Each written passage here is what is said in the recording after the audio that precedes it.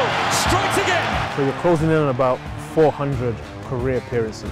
Now, something like that, does it carry weight for you, or are you the kind of guy that's only going to think about that maybe when you retire? I mean, I definitely think about it and look at the numbers as the years have gone on. I kind of told myself I wanted to get to that 400 games played. I was hoping 400 MLS regular season, so I'll see if I get to that. But yeah, I definitely keep track of it. It's something to watch.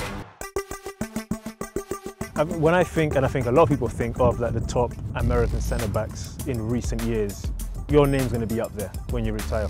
Do you in some way feel that you were overlooked when it came to the national team? You didn't get as many caps as you maybe someone of your quality should have probably got.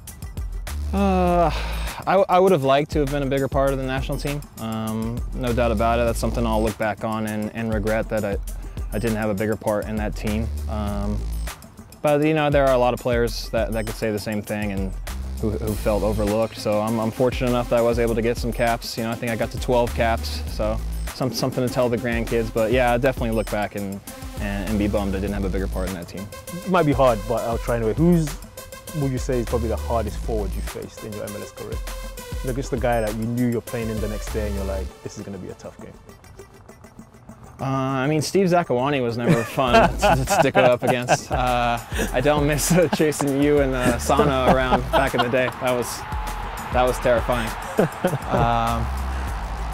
Yeah, I don't know. Nowadays, I mean, I don't think anyone's too pumped to play against Toronto. I'm not going to lie to you and tell you I slept really well the night before MLS Cup, thinking about those two. But yeah, there's a lot of good forwards in the league. I mean, David Villa, but yeah, I'll go with Steve Zakuani.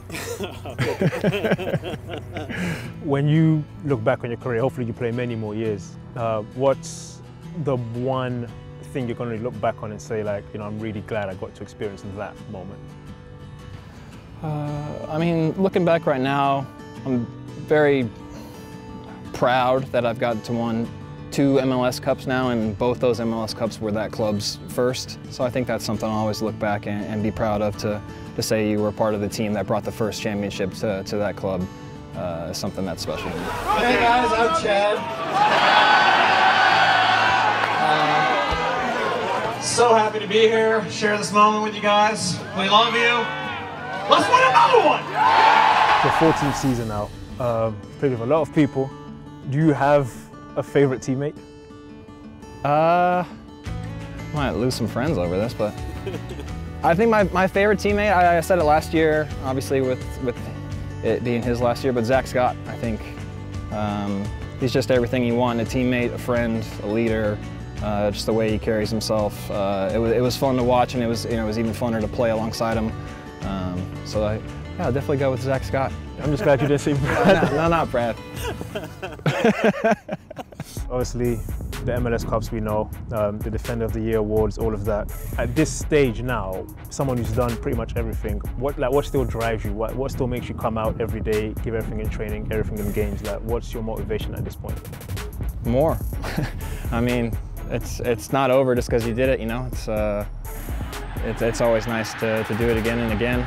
Obviously, waited, you know, eight long years in between MLS Cups, and you know, that feeling was amazing, and it drives me still. I'd love to have that feeling again, you know, this December. So you can always do more. You only have a limited time to play this game, so do as much as you can with it.